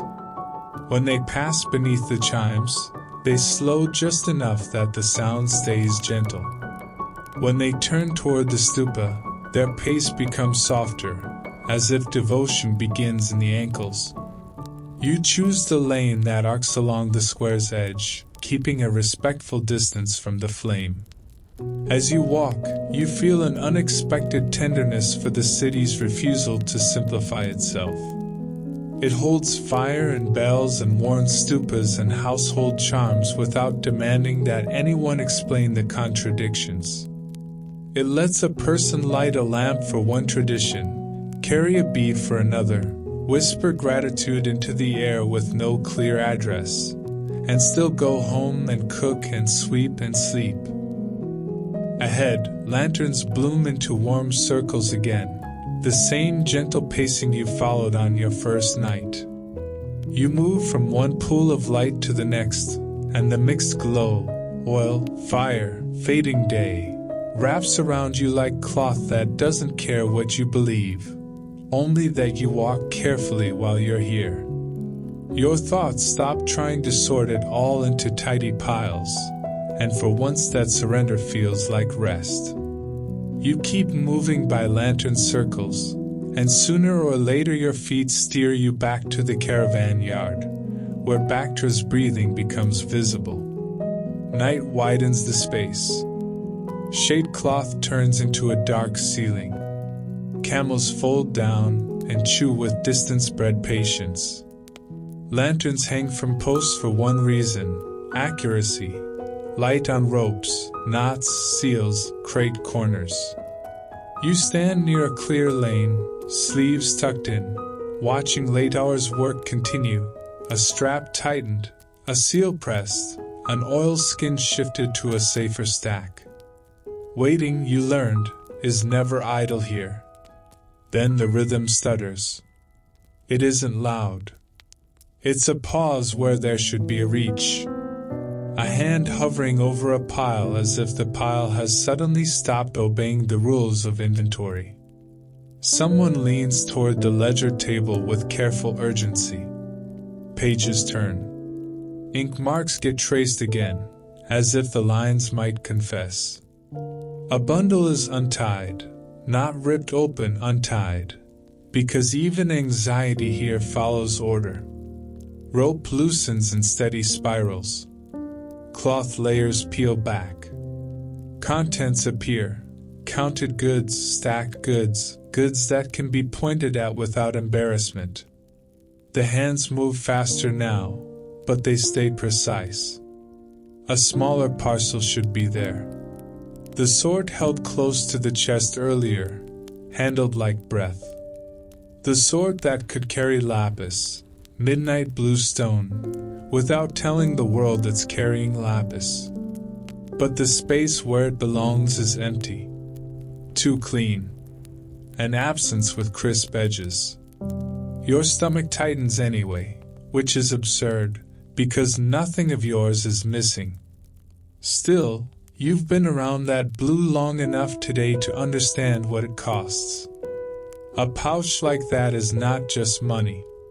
It is a route, a promise, a reputation, a week of food for hands that never touch the finished bead. The yard's calm tightens. Knots are inspected. Seals are checked for smudges. Hands weigh sacks by feel, not theatrics. The ledger remains the spine. Every question returns to it. You stay slightly out of the center, because you have no desire to become a complication. You remember the runnel's soft edge under your foot, the rampart wind and the cloth over your mouth, the monastery bowl tilting and the simple wedge that saved it. Bactra keeps repeating the same lesson. Small mistakes turn expensive fast, so you move like you respect what other people depend on. A gesture pulls you closer, close enough to be useful, not close enough to be accused of performing. A lantern is lowered to wash light over the ground where the missing parcel would have been lifted and set down. You crouch, dust clinging to your knees again. The packed earth is a mess of overlapping prints, camel pads, sandals, crate drags. But near a storeroom threshold, where traffic stays controlled, you can read a few cleaner lines. One thin mark runs slightly off pattern, like something small was slid rather than lifted. It's not proof. It's a hint. You follow the line with your eyes. It points toward a quieter corner with spare rope, empty sacks, and clutter no one looks at because it isn't valuable. Uninteresting corners are where problems like to hide. You move that way with someone's steady presence beside you. You don't rush. Rushing makes noise, and noise makes people defensive, and defensive people make messy decisions. You step over a rope coil, skirt a feed trough, and stop at the sack stack. A sack is lifted and shaken gently, listening for weight. Nothing. Another. Nothing. Dust puffs and settles back down. A camel shifts and exhales, deep and indifferent, as if to remind you the road doesn't care about your suspense. Its tether knot looks standard and undisturbed, but tonight you glance anyway, because you've learned that the most important things are often the most boring. The search spreads without becoming chaos. Lanterns move in slow arcs. The obvious hiding spots are checked. Every motion stays careful, as if care itself might coax the missing parcel back into existence. The yard keeps working even while it searches, because a caravan doesn't stop needing order just because humans feel nervous. Suspicion arrives softly, the way rope frays, not with shouting, but with a shift in how eyes land on hands, pockets, timing.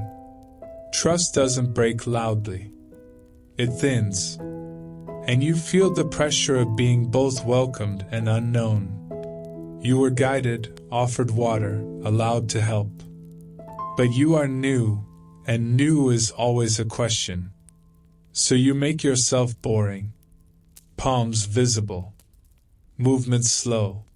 Breathing even. You let your eyes do the work. Lantern light glances off scattered pebbles near a post, and one looks faintly blue-gray, ordinary except the color tugs at you. You pick it up carefully. It crumbles between your fingers into dust that stains your skin a muted slate. Not jewel-grade midnight, but close enough to tighten your throat. Close enough to suggest that something blue passed through here, and the earth kept a smear of it like a fingerprint. Night deepens. The yard's machine keeps turning, but now every turn contains a question. Somewhere beyond the walls, the oasis holds its cool breath. Somewhere above rooftops, the stupa sits in patient darkness. And here, under shade cloth and lantern light, a pouch meant to carry a piece of night has vanished into the most ordinary enemy of all, a busy place where everyone assumed everything would remain exactly where it was put. The blue dust still stains the crease of your fingers when the air shifts, quietly at first, then all at once, like the sky remembers it has opinions. A dry gust threads through the yard, sharp with grit. Shade cloth flutters, lantern flames lean sideways, and camels lift their heads, reading the wind before any human dares to name it. The suspicion that was thinning trust a moment ago gets interrupted by something older and more equalizing. The road doesn't care who took what. The wind doesn't care either. Dust lifts from the plain beyond the walls. At first it's a pale veil. Then it thickens, the light turning tired yellow, and your throat tightens in advance. You don't see panic. You see the yard switch gears. Hands stop checking corners and start protecting everything grid can ruin. Ropes are pulled taut. Awning edges are cinched down. Tarps slide over stacks and get tied with knots that look casual only because they've been practiced forever. Water jars are capped. Feed is moved under deeper shade. A lantern is hung lower so the flame won't be bullied into dying. Someone presses a cloth into your hands, faded, smoke-scented, familiar from the rampart. You wrap it over your nose and mouth before dust can get ambitious. The sandstorm arrives as a wall of motion. It doesn't roar so much as hiss, a constant abrasive whisper. Grains strike your skin and stick to sweat you didn't know you had. The yard's edges blur. Distance collapses. The world becomes close and small. The next post, the next rope, the next breath. Camels complain, deep and offended, shifting their weight as sand works into their coats. Their handlers move with calm authority, turning the animals away from the worst gusts, checking tethers so nothing snaps. A beast is a fortune here, but also a coworker, and everyone behaves accordingly. The ledger table is shielded first. Cloth is thrown over the book, then weighted at the corners so pages don't lift. Ink pots are capped. Seals are tucked into a box. The yard understands that sand in a ledger is confusion made physical, and confusion is how people lose money, then sleep. You find yourself in the middle of a task line without fully agreeing to it. A tarp corner needs holding while a knot is tied. You take it. The cloth tugs like a sail. Dust pelts your knuckles. Rope loops around a post, tightens, and the knot gets a sharp pull. The tarp holds. The pile beneath it is spared. You move with short steps, eyes half-lidded, because wide eyes are a luxury. You remember the stupa path's uneven brick and how balance saved you from becoming an accidental vandal. Now balance keeps you from landing face first in someone's cargo. You keep your weight low, knees soft, and you don't run, because running is how you trip, and tripping is how you become expensive. Near the water jars, the care intensifies. Sand wants into every mouth and seam. A jar's rim is white, covered, tied. A shallow basin is flipped. Even the narrow channels that feed the yard's corners are blocked with cloth so grit can't settle into the lines. Water is the first thing everyone protects, and the last thing anyone gambles with. In the storm's thickest moment, lantern light becomes a soft orange blur. Faces vanish behind wraps and sleeves. Everyone looks anonymous, which is oddly comforting. If you were worried about being new, about eyes measuring you, the sandstorm fixes that. The wind makes equals out of reputations. It also helps secrets. The missing lapis pouch, the absence that started this tense ripple, now sits inside a different kind of danger. If it's anywhere in the yard, sand will bury tracks and soften edges. If it's carried on someone's body, the storm lets them move without being read. Weather becomes an accomplice without even trying. You keep working anyway, because working keeps your mind from turning into a feverish courtroom. You hold, tuck, press, secure, small rescues done in silence. The sand hisses against your wrap. Your breath sounds loud in your own skull, slow and steady, like you're trying to lull yourself with oxygen. Gradually, the hiss softens. The light brightens a fraction. The wall of dust thins and drifts past the fortress like a sullen guest leaving without goodbye. The yard doesn't celebrate. It simply checks everything again. Tarps, ropes, tethers, until the air feels safe enough to reopen your eyes. When you lower your wrap, your lips taste of grit.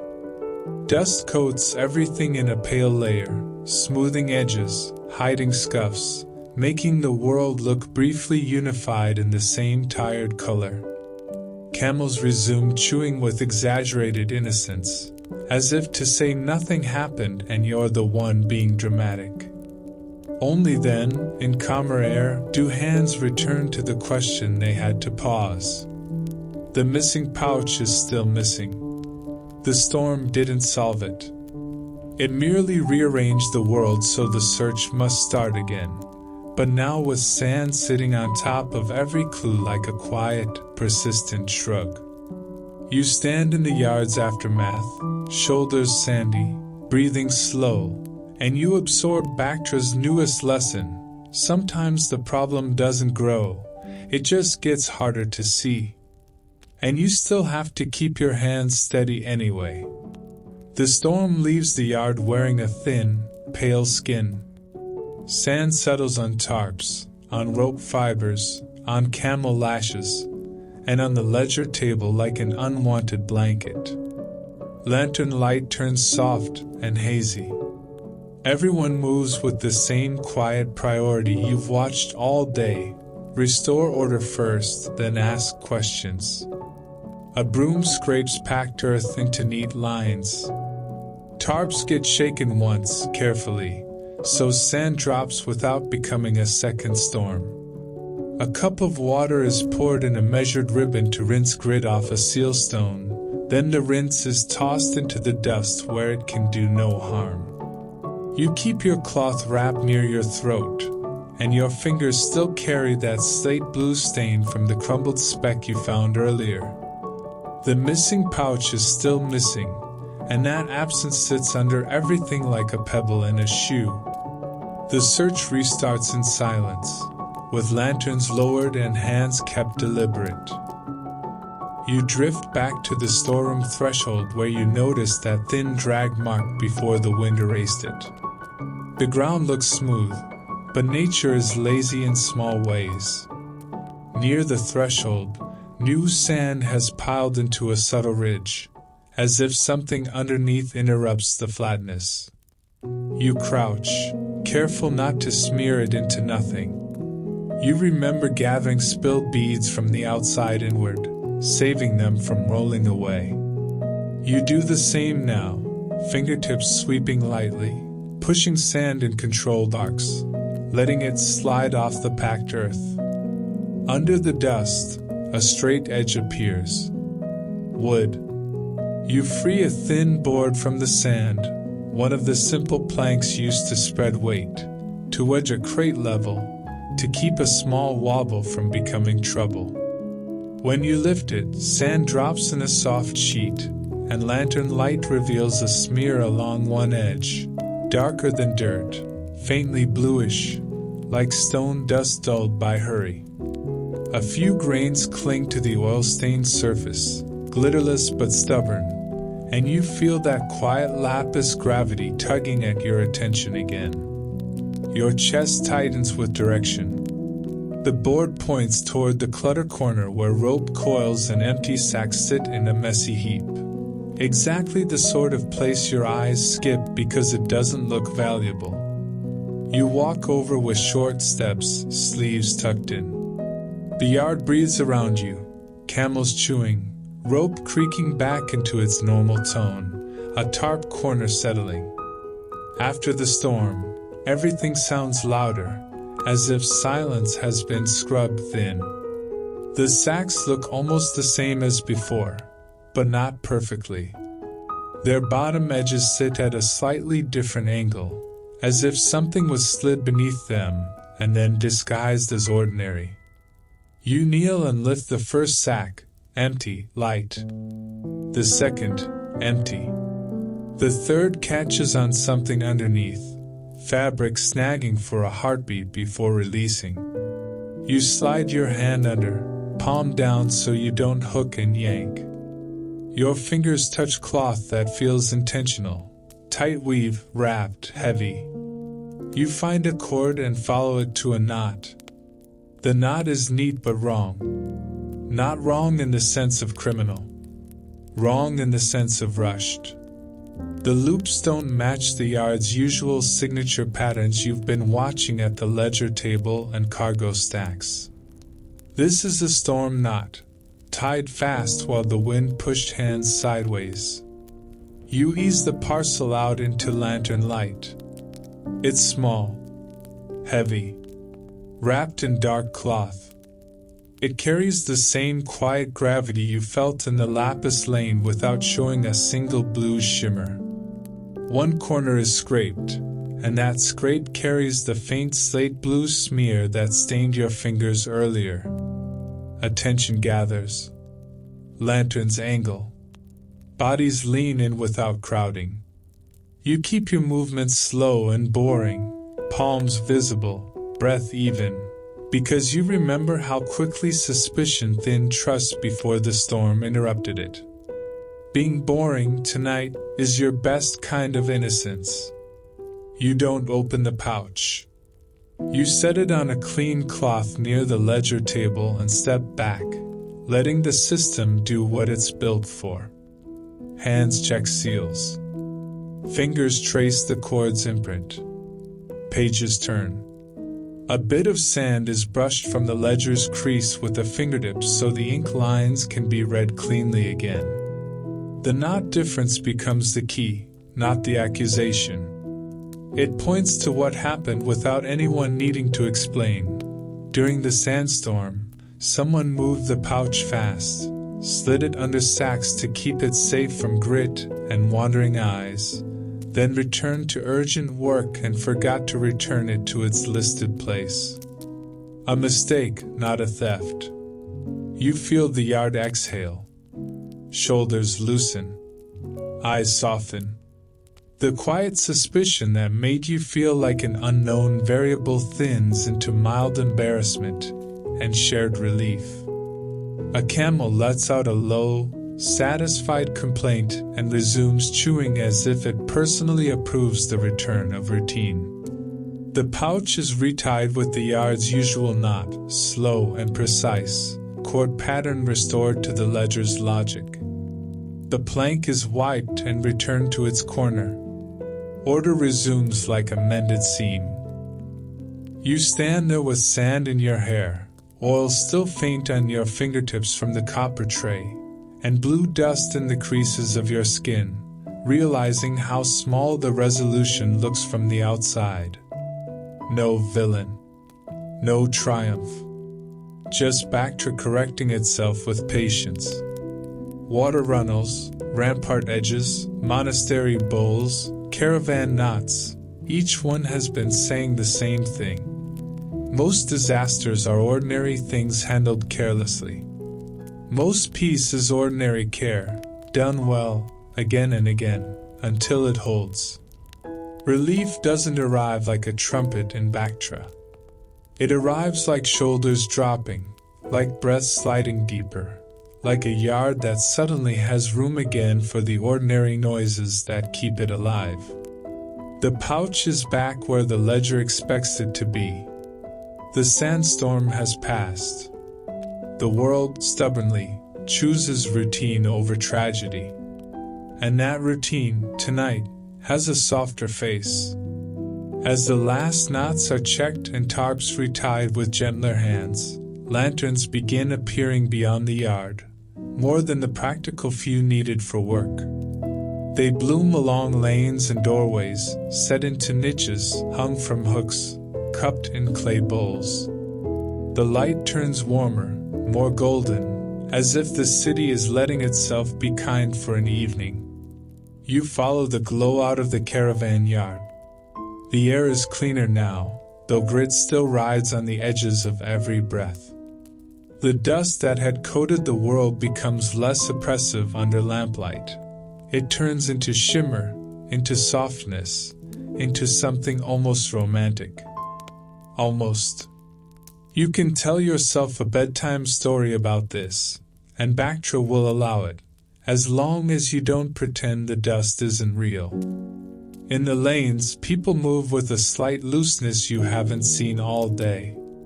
Not careless, never careless, but less clenched. Someone carries a small oil lamp with both hands, the flame protected by a curved metal shade. Another sets tiny clay cups along a low wall, each cup holding a wick that drinks oil and offers a steady glow. Children dart in and out of light pools, their steps quick and quiet, corrected gently when they get too close to a flame. Even play here respects the edges. You drift toward the square where several lanes meet, the same crossroads you passed at dusk, with chimes and sheltered flame. Tonight the square is transformed. Lamps line the perimeter in a loose ring. The tree at the center wears little points of light like fruit. Shadows dance on mud brick. The stupa's rounded silhouette is still visible beyond rooftops, but now it feels like a calm elder watching younger people stretch their limbs. The sheltered flame niche burns brighter too, not bigger, just steadier, as if the wind has finally stopped bullying it. The bell over a doorway glints and swings, chiming softly whenever someone passes, a sound like a gentle reminder to keep moving with grace. You find yourself walking slower than necessary, letting each lamp pull hold you for an extra heartbeat. Your body likes the warmth. Your mind likes the softness. After sand and suspicion, light feels like forgiveness made visible. Food appears, quietly, without announcement. A tray of flatbread, still warm, covered with cloth so it stays tender. Dates split and pressed into small bites. A pot of tea steaming in a corner, the scent rising like an invitation. People take what they need with a careful hand, leaving enough for the next person. No grabbing, no hoarding, just that steady Bactra logic. The city works when everyone keeps the channels open. You accept a small cup of tea again. The heat warms your palms through the clay. You sip, and the bitterness lands first, then eases into something sweet. It tastes like evening, a little sharp, a little comforting, honest about both. As you stand in the square's lamplight, you notice how people carry their beliefs tonight. Not in speeches, but in objects and gestures. A lamp set near a doorway, a bead touched briefly under a collar, a hand hovering over the sheltered flame, not to dominate it but to feel its warmth. Crossroads faith, crossroads life. Everything layered, everything practical. And you catch the blue again. Not the missing pouch, now safely reknotted and recounted, but lapis in its smaller, gentler forms, a bead sewn near a neckline, catching lamplight, an inlaid strip on a copper lid glinting like a thin slice of night, a little tile set into a box corner, the blue deepening under flame. It isn't showing off. It's simply there, reminding you that even luxury can be softened into something intimate. The city's mood shifts towards something like celebration. Not wild, not loud, more like a collective easing. Lamps are adjusted so their flames stand straight. Clay cups are refilled. People sit on low walls or mats, shoulders near but not touching, sharing warmth and light more than words. The air is full of small movements, a wick trimmed, a child's hair smoothed, a shawl adjusted against cooling night. You find yourself smiling, which is slightly suspicious because you're not sure what, exactly, you're smiling at. Probably at the fact that the day's problem, the missing pouch, resolved without cruelty. Probably at how the sandstorm didn't break the yard's competence. Probably at how the city keeps choosing gentle solutions over harsh ones. Or maybe you're just grateful to be standing in lamplight instead of grit. A faint breeze runs through, and the chimes answer with a soft, clean sound. You glance up. Dust still hangs in the air, but it looks almost beautiful now, caught in the lamp glow like slow-moving gold. It's the same dust that scratches throats and buries clues, but tonight it is allowed to be art for a few quiet minutes. Bactra's favorite trick, turning hardship into atmosphere when no one's looking too closely. The night deepens. Lamps keep burning. You stand at the edge of the square, letting the warm circles of light wash over you, and you feel the city settle back into itself, repaired, rebalanced, ready to keep going. Tomorrow, caravans will tighten straps and leave. Workshops will heat their forges. Water will run in thin channels again. And you, tonight, get to rest inside a ring of lamps, held gently by a fortress that has seen worse and still knows how to glow. The lamps don't vanish all at once. They thin gradually, like a tide pulling back. One wick dies down. Another gets capped. Clay cups cool and darken. People drift to doorways with the unhurried efficiency of those who know tomorrow is real and will arrive whether anyone feels ready. You leave the square with lamp heat still on your face and tea warmth still in your stomach. Night air cools your cheeks. Dust has settled enough that your steps no longer kick up clouds, just a soft sigh from the earth. The city feels quieter, not asleep yet, but softened, the way a household quiets after a long day when everyone has finally stopped trying to prove anything. You walk without a destination that needs to be spoken out loud. Bactra has become a loop in your body now. Water runnels, rampart edges, market lanes, caravan knots, stupa curves, monastery bowls. The places call you back gently, and you let them. This is the last walk, the kind you take when you want to remember without clenching. The lane bends toward the bazaar quarter first, but the market is different at night. Awnings are mostly lowered. Stalls are covered with cloth and tied down like sleeping animals. The air holds the day's scent in quieter layers, spice residue, tea smoke, faint metal tang, a hint of animal warmth drifting from the yard. You pass the bead stall where you nearly created a small disaster with your sleeve, and you find yourself glancing at your own clothing as if it might attempt treason again. You keep your arms close, because yes, you have learned. Not perfectly, but enough. A copper lid catches a sliver of lantern glow from a nearby doorway. The inlaid strip, thin, precise, holds a thread of blue. Lapis, pressed into metal, softened by craftsmanship into something that feels less like wealth and more like a quiet signature. You remember the jeweler's bench, the blue dust-like flower, the oil rubbed in to deepen color. You remember the way a single hue can steer routes and lives. Tonight, the blue doesn't demand anything from you. It simply exists, patient, like the stupa. Your feet carry you toward the fortress walls. You tilt your head up, following the line of mud brick into darkness. The rampart is invisible from here, but you can feel it, broad, patched, stubborn. You remember standing up there with cloth over your mouth, wind pushing grit into your breath. You remember how retreating into shade wasn't weakness, it was wisdom. You find yourself standing at the base of a watchtower, looking up at the angle where day becomes sky, and you feel an odd tenderness for that blunt structure. It didn't protect you from everything. It gave you edges and rules. Sometimes that is protection. You walk on, and the sound of water finds you again.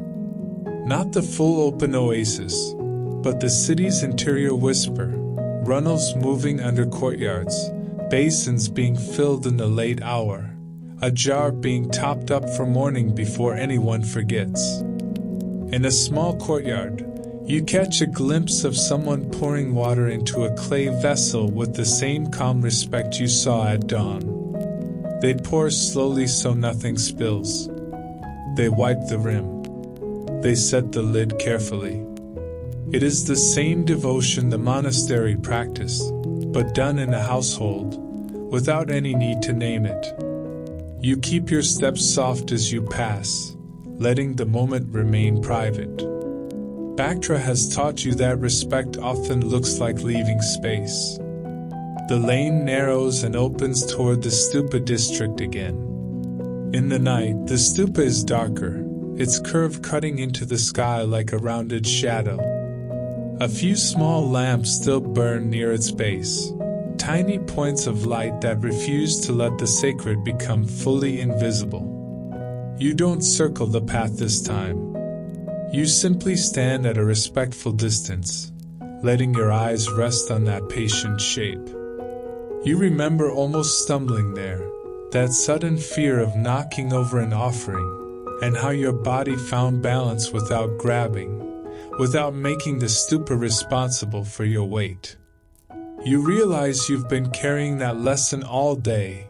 Don't make your mistakes someone else's burden. It's a harsh lesson if you hear it wrong. It's a gentle one if you hear it correctly. The city isn't telling you to be perfect. It's telling you to be careful. A breeze slides through, cooler now. Somewhere a bell chimes softly as a door closes. The sound feels like the end of a sentence. Your shoulders drop again.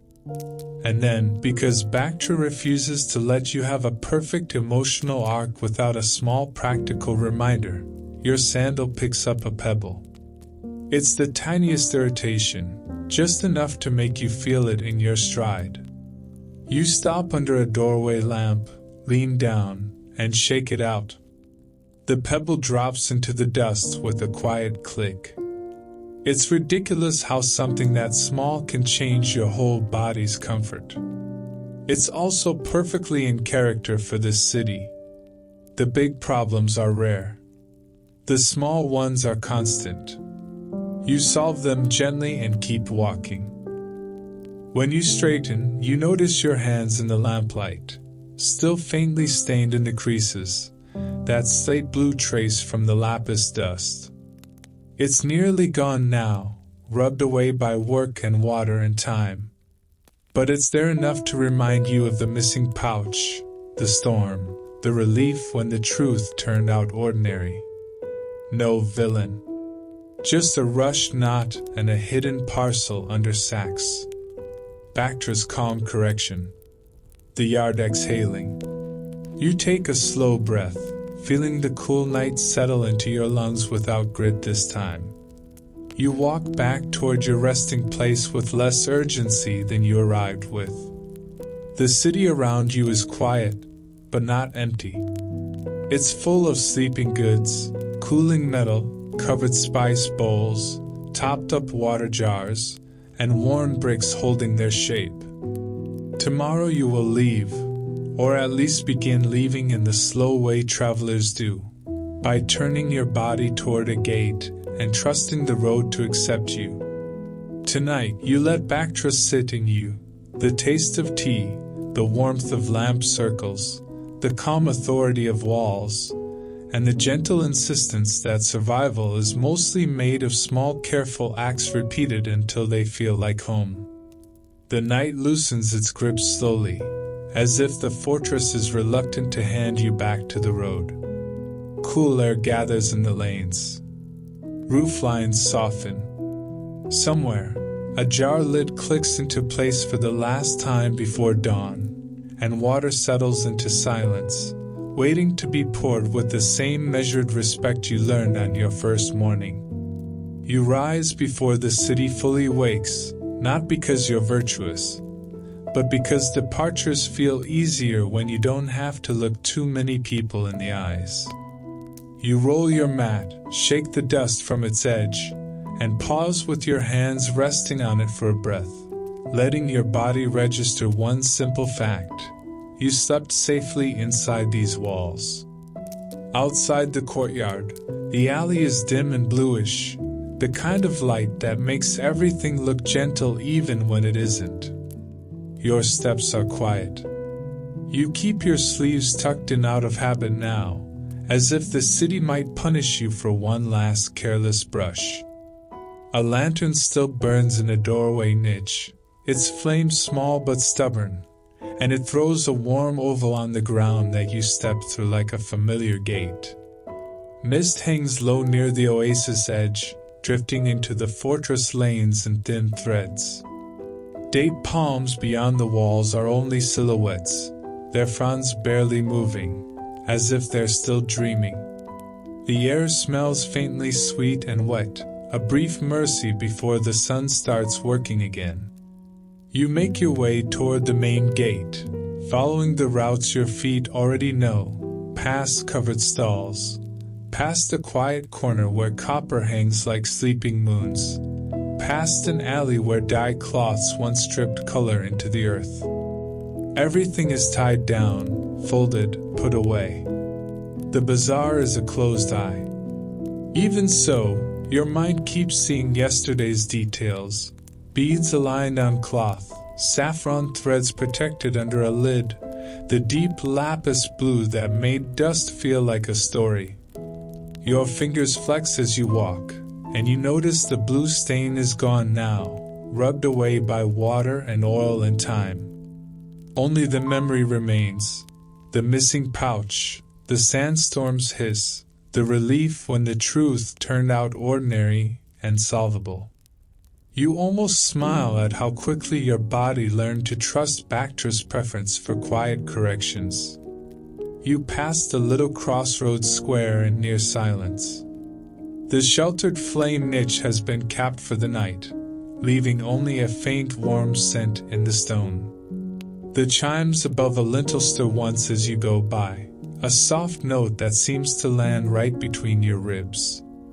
You adjust the cloth wrap you used in the storm, now clean, folded, harmless, tucking it away like a reminder that wisdom sometimes looks like covering your mouth and breathing anyway. Near the caravan yard, the first sounds begin. A camel shifts and exhales. Rope creaks. Someone lifts a tarp corner and shakes off last night's sand with one controlled flick so it falls without rising again. A lantern swings, catching a draft, and its light briefly glints off a copper inlay, thin, precise, holding a line of blue as if the night itself is being packed for travel. You pause at the yard's edge. The place looks calmer in dawn light, but you can still feel its rules under your skin. Keep lanes clear, keep knots true, keep water accounted for. The ledger table sits ready, cloth folded neatly beside it, ink pods capped. Even in rest, the yard prepares to move. A small group is already loading, moving like people who have done this too many times to waste emotion. Sacks shift, cords tighten, straps settle into their grooves. A water skin is lifted, checked, lowered. The rhythm is steady enough to quiet the part of you that always wants to make a scene out of leaving. Hands notice you and offer the kind of farewell Bactra specializes in, practical kindness. A cup appears. You drink, cool water tasting of clay and morning. A piece of flatbread is pressed into your palm, still soft, still warm from yesterday's careful covering. No one makes a ceremony of it. The gesture says what it needs to say. You came through. You're sent onward with something simple. You turn away before gratitude becomes awkward. You follow the lane that leads toward the gate, and as you walk, the stupa's rounded shape rises in the distance, faint behind mist. It isn't dramatic from here. It doesn't try to hold you. It simply remains, worn and patient, like the city's quiet spine. When you reach the gate, the mud brick arch frames the outside world in a pale strip. The plain beyond looks soft in dawn haze, almost forgiving. You step under the arch and feel the familiar shift as the city lets you go, sound opening, air widening, your own smallness returning. You look back once. From this angle, the fortress walls catch the first light along their upper edges, patched and stubborn, still standing. Lantern niches are dimming. Courtyards are hidden again.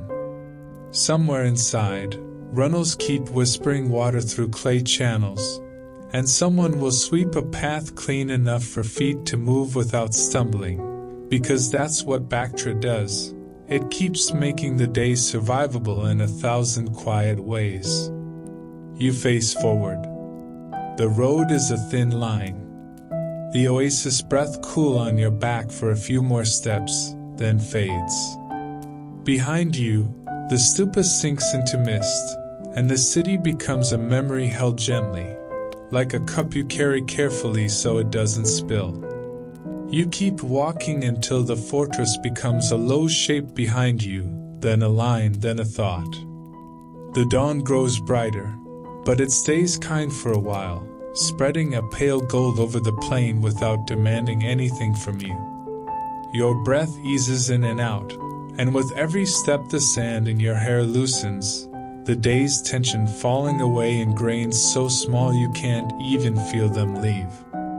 In your mind, Bactra replays itself softly, the cool runnel water sliding under your fingertips, the careful crossings, the rampart wind and the cloth that turned harsh air into something you could survive, the bazaar's shaded lanes where you learn to keep your sleeves close and your movements respectful. You remember copper warming under your hands as you polish it in slow circles, and the way the blue of lapis can look like midnight held still, then softened into a bead stitched close to a collar. Let the images blur a little now. Let the walls lose their sharp edges. Let the stupa's rounded silhouette melt into mist again, not as loss, but as a gentle closing of a door. You don't need to hold every detail tightly for it to matter. The city has already done its work on you, quietly, the way water shapes clay. So loosen your jaw. Let your shoulders sink. Feel your hands resting, finally empty, finally safe. Imagine the last lantern you saw, small, steady, patient, glowing somewhere behind you, and know that its warmth can live in you for the rest of the night, right here, right now, with you. Breathe in, slow. Breathe out, slower. The road fades, the dust settles, and your thoughts drift like palm fronds in a light wind, calm, unhurried, and ready for sleep, so gently. End of story. Sweet dreams.